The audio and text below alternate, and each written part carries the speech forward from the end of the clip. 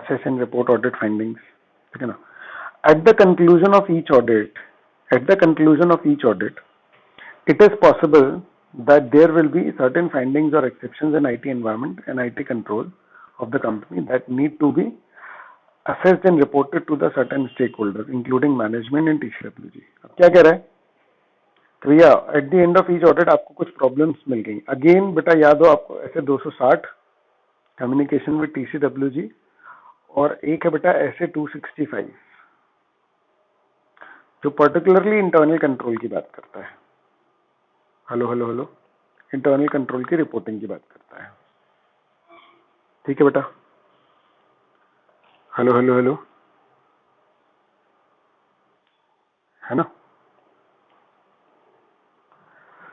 चलो, तो some points to consider are as follows. Are there weakness in internal control? What is the impact of these weaknesses on overall audit? Report deficiencies to management, internal controls memo or management letter. फिर communicate in writing any significant deficiencies to TCWG. ठीक है. अब क्या कह रहे देखो, auditor को क्या करना होता है, असेस करना होता है each findings an exception to determine impact on the audit and evaluate if exception results in deficiency in internal control.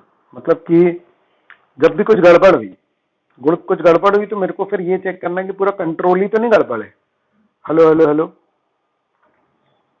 जब कंट्रोल है तो ये एक चीज एक्सेप्शन आया कैसे. हेलो गाइस, समझ आ रहा है क्या बोल रहा हूं? गाइस मैं कह रहा हूं कि भाई आपको जब भी कोई एक्सेप्शन मिलेगा, फाइंडिंग मिली आपको, कोई प्रॉब्लम है, तो भाई इंटरनल कंट्रोल्स के होते प्रॉब्लम क्यों है? क्या इंटरनल कंट्रोल में कोई प्रॉब्लम है? हेलो है ना. Refer to the flowchart to learn how this assessment should be carried out. This approach and the thought process is the same when auditing in automated environment or when auditing in more manual environment. कह रहा manual हो चाहे automated हो, ये approach चलती है सीधी. Diagram से देखते हैं. चलो ठीक है ना. कहां से स्टार्ट हो रहा है ये? आपको फाइंडिंग मिली, क्या फाइंडिंग से कंट्रोल डेफिशिएंसी है? हेलो पहला स्टेप समझ आया? फाइंडिंग मिली और आपने उसको रिलेट कर लिया कि नहीं, चलो कंट्रोल कमजोर है, मैनेजमेंट को बता दो. अब देखो कि भैया लाइक्लीहुड या मैग्नीट्यूड क्या है डेफिशिएंसी का, यानी कितना बड़ा ये मिस स्टेटमेंट है. तो आपको इसको रिलेट करना पड़ेगा कि भैया अपने फाइनेंशियल में तो नहीं कुछ गड़बड़ चली जाएगी. चलो इसके हिसाब से चलते हैं. क्या ये सिग्निफिकेंट डेफिशिएंसी है या मटेरियल वीकनेस है? हाँ, तो राइटिंग में TCWG को बताओ. उससे देखो ओपिनियन ऑडिट रिपोर्ट पे तो नहीं कुछ आ रहा, और है तो फिर कंक्लूड कर लो. क्लियर है? हेलो है ना. अच्छा, अब क्या हम कॉम्पनसेटिंग टेस्ट कंट्रोल कर सकते हैं? मतलब सेम पर्पस कोई दूसरा कंट्रोल पूरा कर रहा है क्या? हेलो ठीक है ना. और अगर यस है तो additional audit evidence may be required. Hello है ना. Document results, assessment and thought process in audit file. मतलब कि रिजल्ट्स ऑफ असेसमेंट, मतलब आपने जो असेस किया उससे क्या निकला और आपका थॉट प्रोसेस क्या था, वो सब डॉक्यूमेंट करो और कंक्लूड कर दो. फिर समझ में आ रही है बात कि मतलब कंट्रोल में एक कंट्रोल में प्रॉब्लम निकली लेकिन मेरे ऑडिट में कोई फर्क नहीं पड़ा. हेलो क्योंकि मैंने उससे रिलेटेड दूसरा कंट्रोल चेक कर लिया. हेलो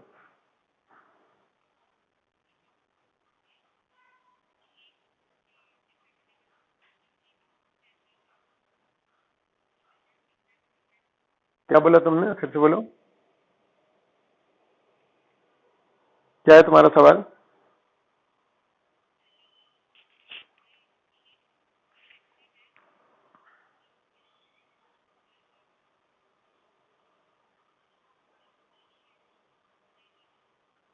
नहीं, मेरा एक पर्पस है.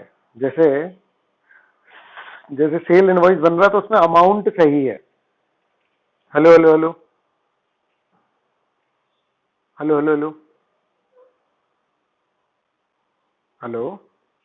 हाँ, मेरा एक पर्पस है कि भाई इनवॉइस में जो सेल का अमाउंट है वो सही है ना।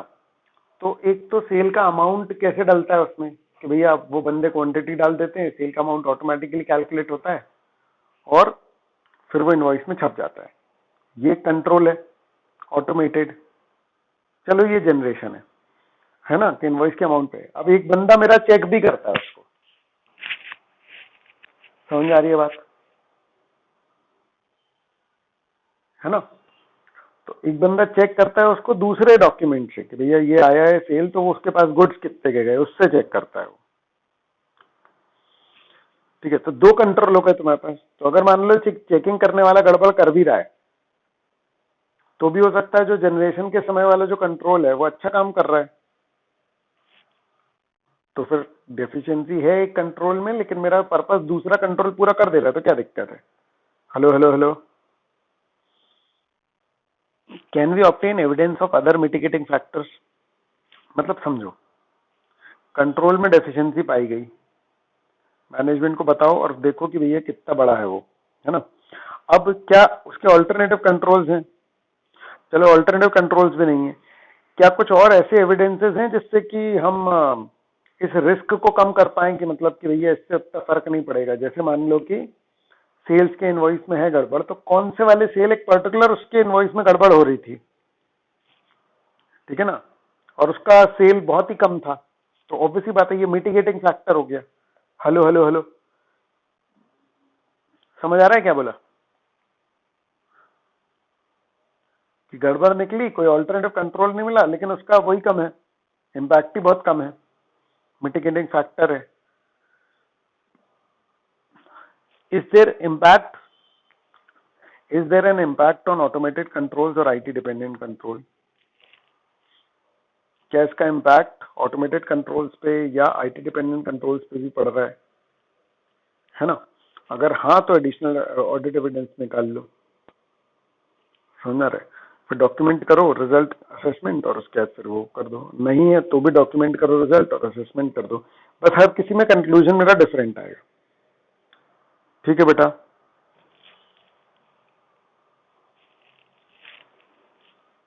देख लो एक बार इस फ्लो चार्ट को।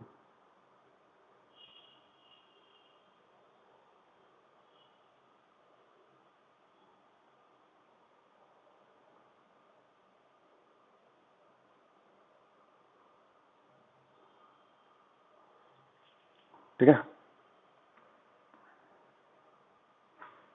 अब देखो आगे क्या बोल रहा है। A deficiency in internal control exists if control is designed, implemented or operated in such a way कि वो प्रिवेंट डिटेक्ट करेक्ट नहीं कर पा रहा मिस स्टेटमेंट्स को ऑन अ टाइमली बेसिस, है ना, और द कंट्रोल इज मिसिंग, और the control is missing. Hello hello hello hello. कब आएगी डेफिशिएंसी इंटरनल कंट्रोल में? कब आएगी डेफिशिएंसी इंटरनल कंट्रोल में? अगर कंट्रोल इस तरीके से या तो डिजाइन गलत है या तो इम्प्लीमेंटेशन गलत है या जो भी नोटेंकी है उसके साथ, जिसके कारण वो प्रिवेंट डिटेक्ट करेक्ट नहीं कर पा रहा मटेरियल स्टेटमेंट को on a timely basis. Hello hello, ठीक है ना। फिर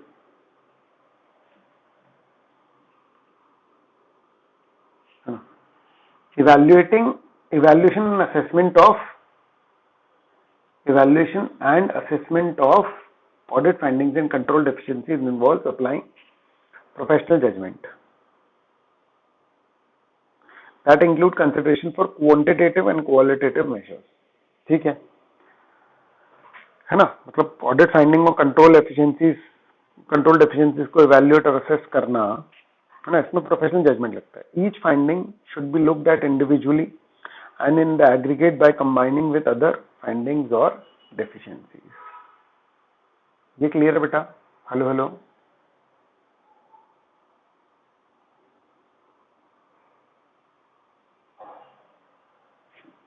ठीक है।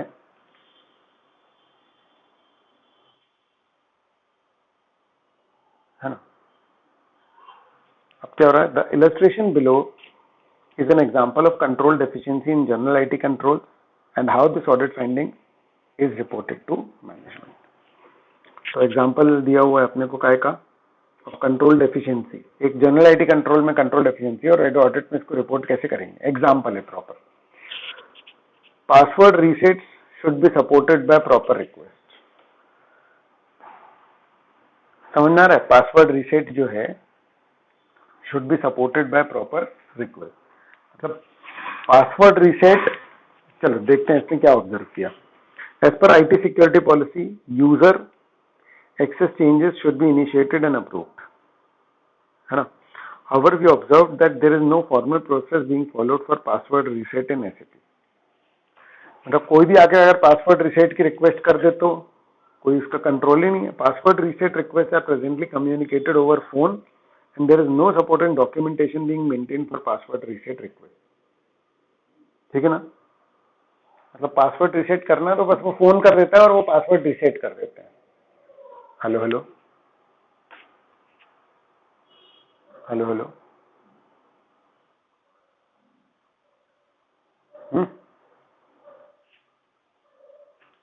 एंटिटी में उनके अपने सॉफ्टवेयर में वो पासवर्ड कैसे कनेक्ट करते हैं, मतलब वो कैसे करते हैं। Hello hello,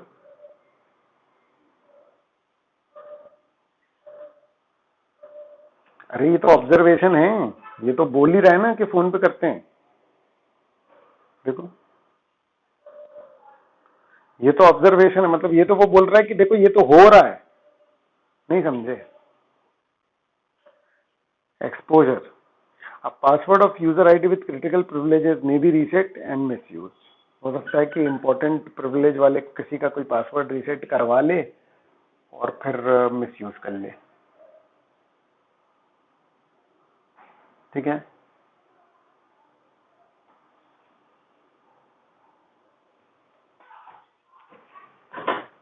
recommendation, it is recommended कि भैया जितने भी लोग पासवर्ड रीसेट के लिए करें वो फॉर्मल प्रोसेस के थ्रू रिक्वेस्ट करें। Adequate supporting documentation should be maintain for user changes in SAP including password reset and reviewed correct periodically. ठीक है, मैनेजमेंट रिस्पॉन्स कमेंट्स। ठीक है बेटा, हेलो हेलो, देख लो इसको।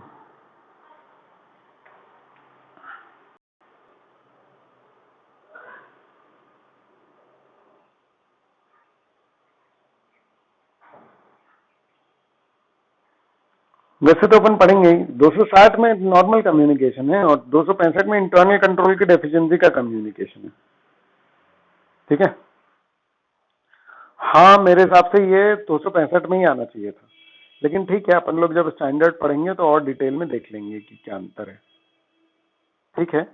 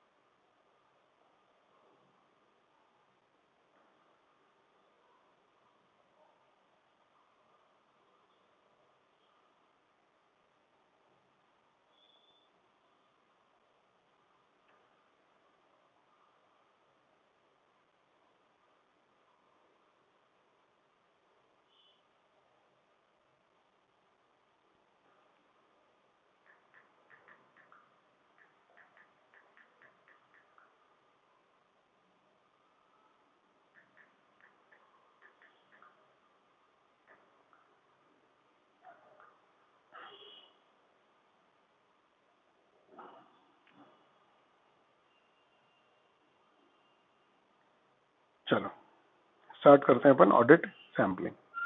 ठीक है बेटा, हेलो हेलो, है ना। चलो ऑडिट सैम्पलिंग क्या होता है देखो जरा, है ना। Meaning of audit sampling, approaches और काफी सारी चीजें देख लेंगे अपन। चलो सैम्पलिंग बहुत बेसिक बात है, बेसिक ऑडिट प्रोसीजर है। No conscious effort in human society is divested of economic consideration and auditing is no exception। ठीक है ना, कह रहे कि भाई देखो इकोनॉमिक कंसिडरेशन बहुत ध्यान रखते हैं, ठीक है, बेकार बात है. This is growing realisation that the traditional approach to audit is economically wasteful because all efforts were directed to check the transactions without exceptions. ठीक है ना. This invariably leads to more emphasis on routine checking which often need not necessary. वो कह रहा है कि यार देखो 100% चेकिंग पास्ट में होती थी जो बिल्कुल फ्रूटफुल नहीं थी, और अच्छा खासा फालतू का अमाउंट जो है वो बहुत ज्यादा वेस्ट किया गया है पास्ट वगैरह में भी.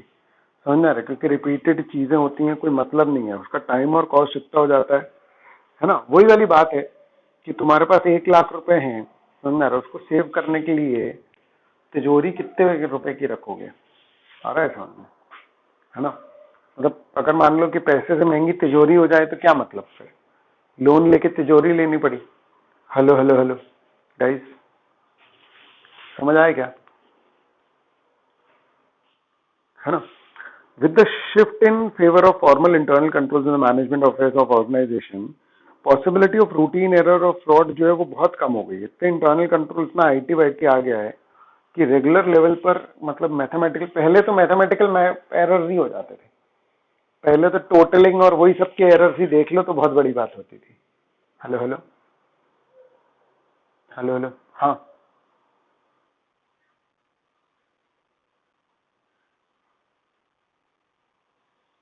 क्या बताया, कब, कहाँ. तुम्हारी भी आवाज कट रही है क्योंकि.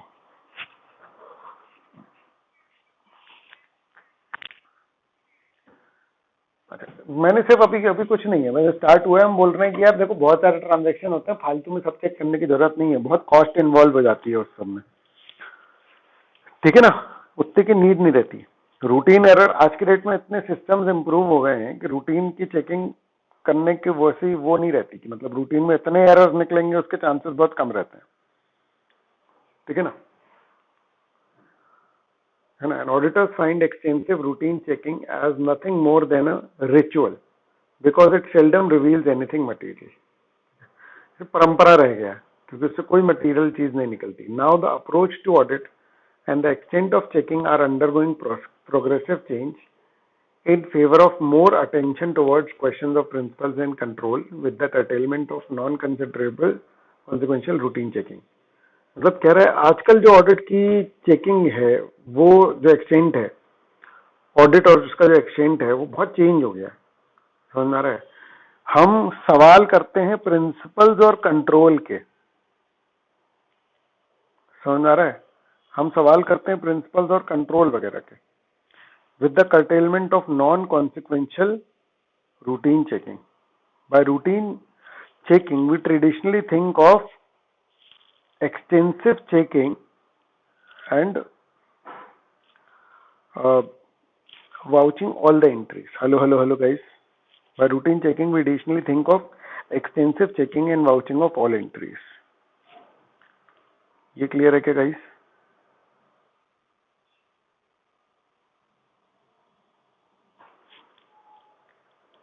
ठीक है. फिर the extent of checking to be undertaken is primarily a matter of judgment of the auditor. ठीक है. There is nothing statutorily stated anywhere which specify what work is to be done. कहीं कुछ ऐसा लिखा नहीं है कि exactly करना क्या है. समझ में आ रहा है. एक्सटेंट ऑफ चेकिंग जो है वो क्या होती है? Judgemental. Hello hello hello. Extent of checking क्या है बेटा? जजमेंटल है. ठीक है. How it is to be done and to what extent. It is not obligatory.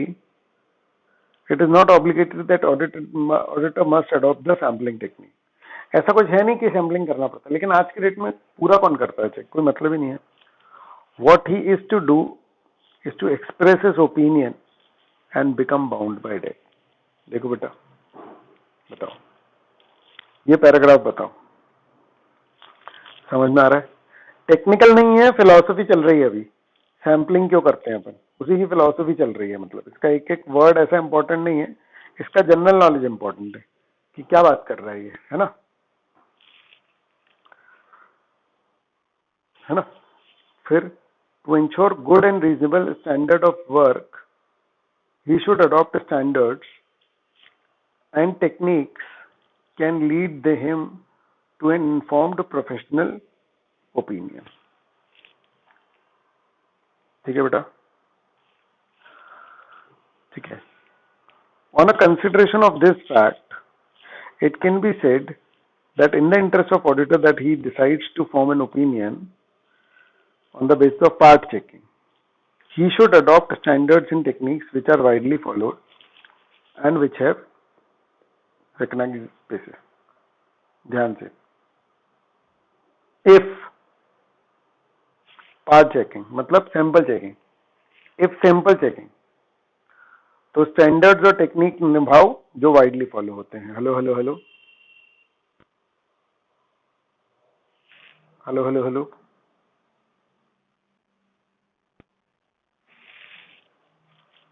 है ना,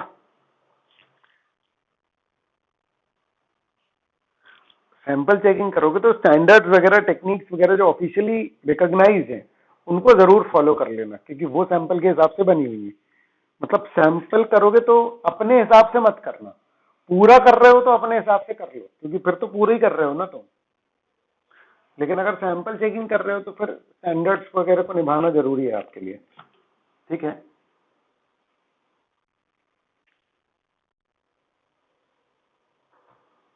है ना. Since statistical theory of sampling is based on scientific law, it can be relied upon to a greater extent, है ना, than any arbitrary technique which lacks in basis and acceptability. करनी है sample तो फिर अच्छे से करो, समझ आ रहा है, साइंटिफिक थ्योरीज के साथ करो. तो ये जनरल फिलोसफी थी. अब अपन स्टार्ट करते हैं. सैम्पलिंग का क्या मतलब? According to SA 530, audit sampling refers to the application of audit pressure to less than 100% of items within the population of audit relevance, such that the all sampling have a chance of selection in order to provide the auditor with reasonable basis on which to draw conclusions about the entire population. सबसे पहले sampling क्या है? Less than 100% checking. Hello, ठीक है ना, है ना. How to select sample, है ना. तो ऑल सैंपल्स मतलब sampling units must have equal chances of selection. Hello hello,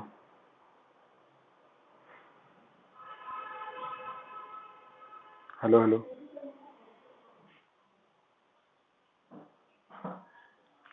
sampling units मतलब जैसे एक लेजर है तो उसकी सारी एंट्री क्या है? Sampling units. सैम्पलिंग यूनिट्स मतलब all population is sampling unit. Population की हर एक एंट्री क्या है? सैम्पलिंग यूनिट है. उसमें से सैम्पलिंग यूनिट्स में से सैंपल चुने जाते हैं. Hello hello hello.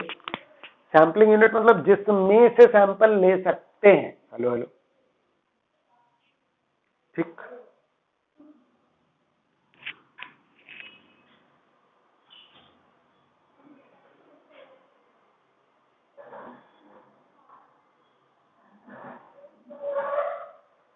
ठीक है,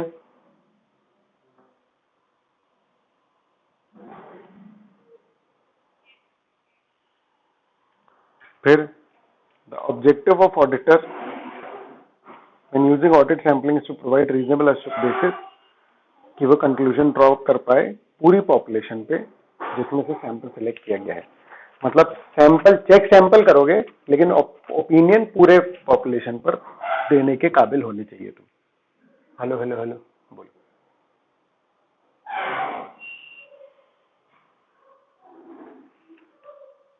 हेलो हेलो हेलो, ठीक है ना. अब पॉपुलेशन किसको कहते हैं? entire set of data is population from which the sample is selected.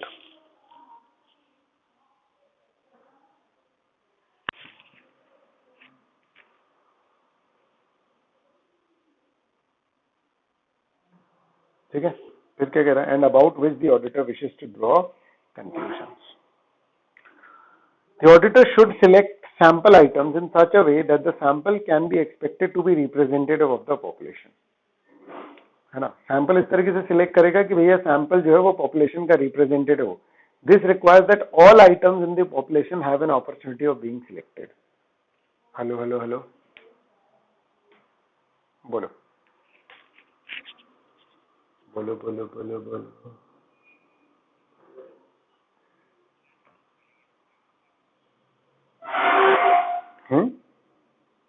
तो यहां कहां लिखा है कि पूरा करेंगे भाई?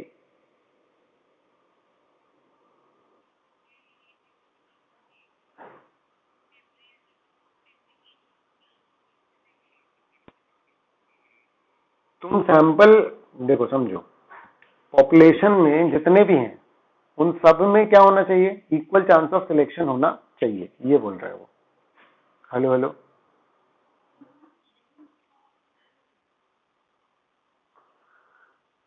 हाँ, मतलब कोई भी सिलेक्ट हो पाए. जैसे मान लो कि मेरे को सेल चेक करनी है, कुछ सेल यहाँ हुई है, कुछ दुबई में हुई है, कंपनी की एक ब्रांच दुबई में है, समझ में आ रहा है, तो मैं इसी वाले को कंसिडर कर रहा हूँ, तो वहां वाले सैंपल तो सिलेक्ट ही नहीं हो पाएंगे. हेलो हेलो हेलो, है ना, ऐसा. हम्म,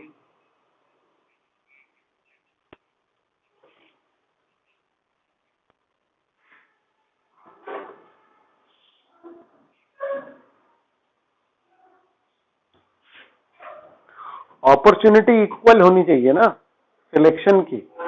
सिलेक्शन इक्वली करना है ऐसा थोड़ी बोला है. हेलो, वैसे भी सिलेक्शन के अभी आएंगे ना, तुम चिंता मत करो, समझना रहे, ठीक है ना. इसमें बोल रहा है कि भैया सबके इक्वल चांसेस होने चाहिए, बाकी सैंपल सिलेक्शन पे फर्क नहीं आएगा उससे, वो आगे है उसमें कि उनमें से सैंपल कैसे सिलेक्ट करना. पॉपुलेशन में कोई चीज हिडन नहीं होनी चाहिए, बस इतनी बात है, ये समझ में आ रहा है, ठीक है ना. सारे तुम्हारे सामने होने चाहिए बस, ठीक है ना. अब पॉपुलेशन के क्या कैरेक्टरिस्टिक्स हैं. पॉपुलेशन मतलब तुम ना पॉपुलेशन को कैसे मान करके चलो कि एक कोई लेजर है, उसकी पूरी सेट ऑफ डेटा, मतलब पूरी 100 एंट्री, तो पॉपुलेशन मतलब उसकी 100 एंट्री. तो ये 100 एंट्री में खास बात क्या होनी चाहिए, appropriateness. Auditor will need to determine that the population from which the sample is drawn is appropriate for the specific audit objective. Auditor will need to determine that the population from which sample is drawn is appropriate from the specific audit objective. Example देखो, if the auditor's objective were to test for overstatement of account receivable, मतलब ये बात हम कर चुके हैं वैसे ये वाला, कि अगर उसको लग रहा है कि भैया अकाउंट रिसीवेबल जितने हैं उससे ज्यादा दिखा रखे हैं, इसको ये टेस्ट करना है, तो पॉपुलेशन को वो कैसे डिफाइन कर सकता है, could be defined as the account receivable listing. On the other hand, when the testing for understatement of accounts payable, the population would not be the accounts payable listing, but rather subsequent disbursement, unpaid invoices, suppliers statement, unmatched receiving reports or other populations that would provide audit evidence of understatement of accounts payable. इसका मतलब क्या हुआ, इसका example का मतलब appropriate data लेना, समझ आ रहा है, यानी जैसे डेटर्स की लिस्टिंग है, अब जैसे एजिंग शेड्यूल है, एजिंग शेड्यूल बताया था. Hello hello hello hello hello, ageing schedule से क्या चेक करोगे,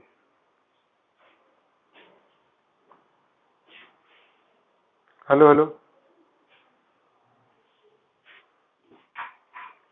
अरे मतलब मैं क्या बोल रहा हूँ कि एजिंग शेड्यूल में क्या बताया था, मैं ये पूछ रहा हूँ, क्या पता लग जाता है एजिंग शेड्यूल से,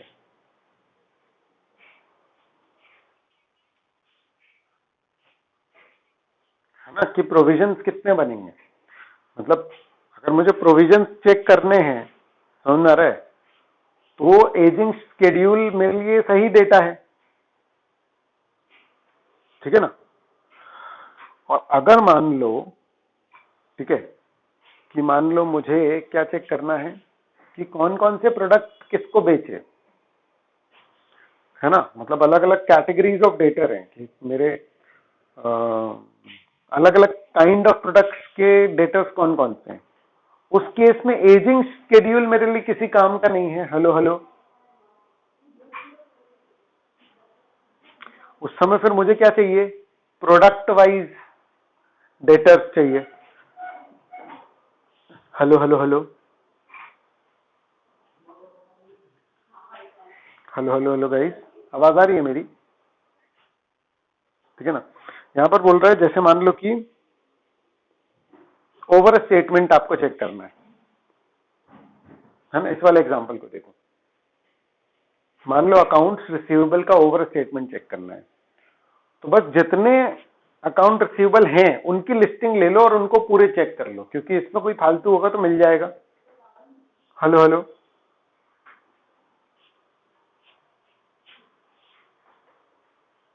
हेलो हेलो, है ना। लेकिन जब मैं अंडर स्टेटमेंट चेक कर रहा हूं कि ये कम दिखाए हैं, हेलो हेलो, जब मैं ये चेक करने वाला हूं कि कम दिखाए हैं, मान लो अकाउंट रिसीवेबल ही को ले लो कि कम दिखाए हैं, तो कम दिखाए के लिए फिर मेरे लिए ये पॉपुलेशन काम की नहीं है। हेलो हेलो, क्योंकि कम दिखाए तो जितने दिखाए वो तो सही होंगे ना। मुझे तो ऐसा लग रहा है कि कुछ और भी होने चाहिए थे जो है ही नहीं, तो इस लिस्टिंग को चेक करके क्या कर लूंगा मैं? हेलो हेलो, इसमें से थोड़ी ना सैंपल निकाल के कोई मतलब निकलेगा। फिर तो मेरे लिए हो सकता है टोटल सेल्स की जो लिस्टिंग है वो काम की हो। हेलो हेलो, उसमें से सैंपल निकालूं। हेलो गाइस,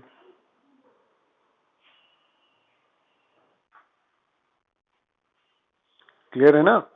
तो कह रहे कि उसके लिए फिर पेबल लिस्टिंग काम की नहीं है अगर अंडर स्टेटमेंट देखना है तो। फिर वो subsequent disbursement, unpaid invoices, supplier statement, ऐसी बहुत सारी दूसरी चीजें हैं जो आपके काम की होंगी। हेलो हेलो,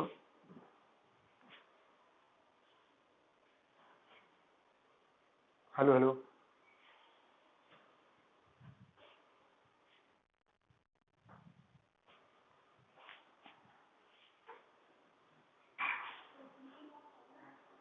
ठीक है। The individual items that make up the population are known as sampling units.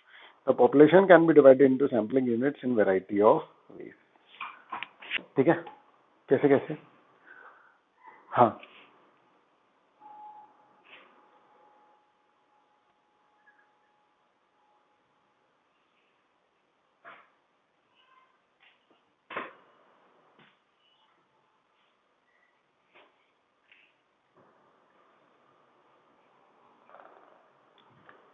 मतलब समझ नहीं आ रहा मेरे को कुछ। इसके जो अमाउंट्स है उसमें भी गलती की हो ना।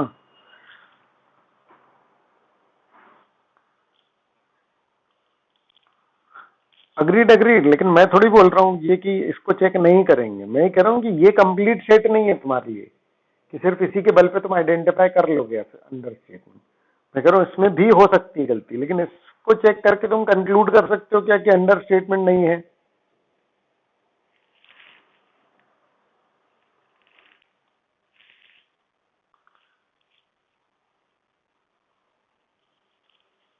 तुम श्योरिटी से कहाँ बता सकते हो? मतलब वो चेक करना है तो उसके लिए ये डेटा काम का है ही नहीं ना उतना।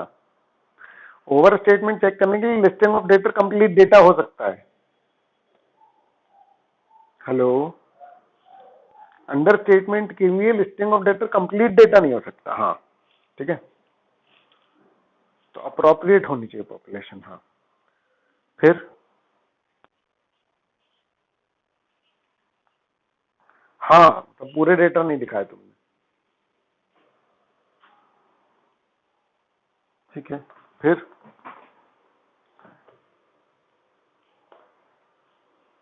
क्या बोल रहे हैं देखो।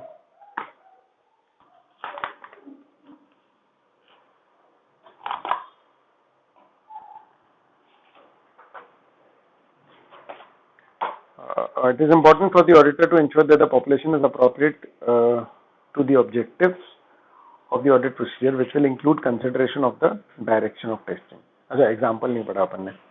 If the auditor objective were to test the validity of accounts receivable, the sampling unit could be defined as consumer balances or individual customer invoices. ये समझ में आ रहा है? अगर मकसद है कि भैया ये रियल है कि नहीं, तो मैं इंडिविजुअल तो मैं कस्टमर का बैलेंसेस देखूंगा और इंडिविजुअल कस्टमर की इनवॉइसेस देखूंगा। The auditor defines the sampling units in order to obtain an efficient and effective sample. ठीक है ना? The auditor defines the sampling unit in order to obtain an efficient and effective sample to achieve the particular audit objective. Technical है लेकिन मतलब actually में ये बहुत common sense वाली बात है। आप जो भी चीज चेक करने जाओगे ना उससे रिलेटेड ही सैंपल तो निकालोगे, है कि नहीं? मतलब आपको इस बात का ध्यान रखना पड़ेगा कि आपके प्रोसीजर से जो चीज जो पर्पस पे आप पहुंचना चाह रहे हो वो पर्पस पे पहुंचोगे भी कि नहीं। हेलो हेलो,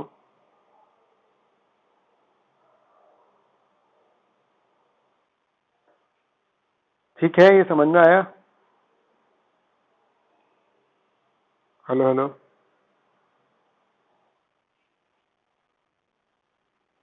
है ना?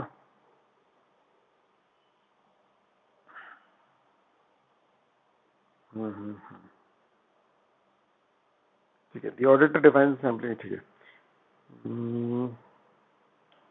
ठीक है, ठीक है। डायरेक्शन टेस्टिंग का आपके ऑब्जेक्टिव की तरफ जाए, नहीं तो पहले कुछ भी चेक करके चले गए लेकिन वो पर्पस तो अचीव हो ही नहीं रहा। समझ में आ रही है बात? ठीक है, जैसे देखो मैं तुमको बताता हूँ, समझ में आ रहा है? ठीक है, तुमको अगर एग्जाम में अच्छे नंबर चाहिए, समझ में आ रही है बात? ठीक है ना? तो अब जैसे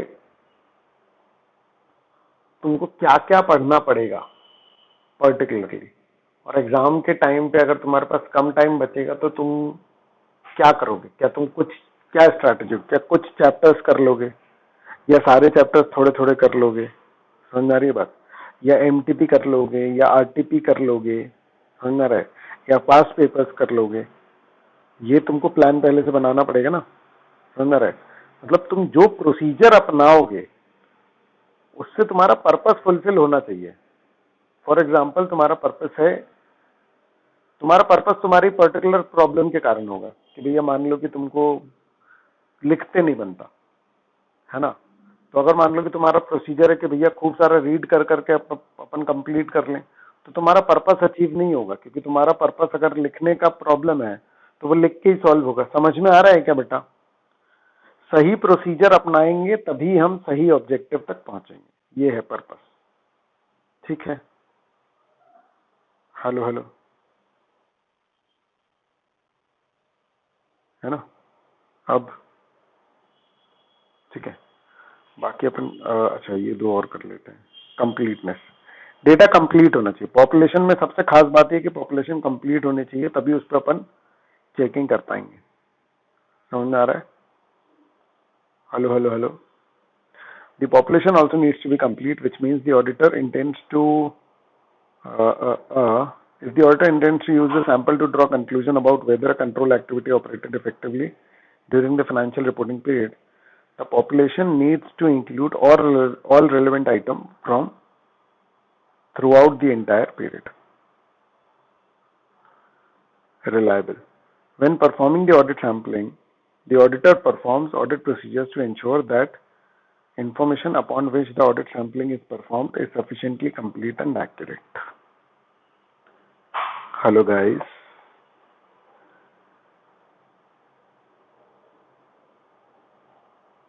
पॉपुलेशन के कैरेक्टरिस्टिक्स, अप्रोप्रिएटनेस, कंप्लीटनेस और रिलायबल। ठीक है बेटा?